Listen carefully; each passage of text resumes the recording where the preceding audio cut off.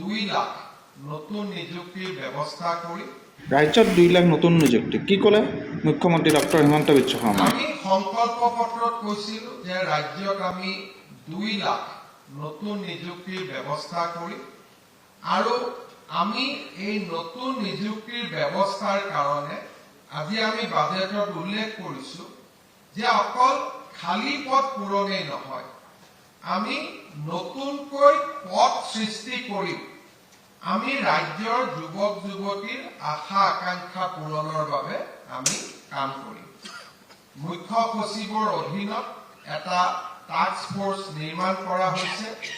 বৰ্তমানলৈকে 1,15,000 নিযুক্তি আমি সংখ্যা পাব পাৰিছো কিন্তু ইয়াক আমি 2 লাখলৈকে লৈ যাব খুজিছো আৰু তাৰ কাৰণে আজি বাজেটত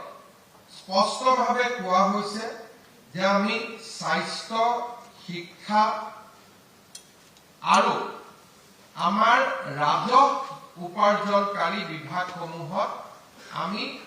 পদ সৃষ্টি কৰি হলেও আমি 2 লাখ নিযুক্তিৰ সংখ্যাত আমি উপনীত হ'ব খুজিছো মোৰ বিশ্বাস যে আমি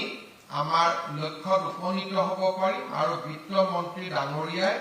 আজি পুনৰ এবাৰ 2 লাখ নিযুক্তিৰ ক্ষেত্ৰত আমাৰ সংকল্পৰ কথা দোহাৰিছে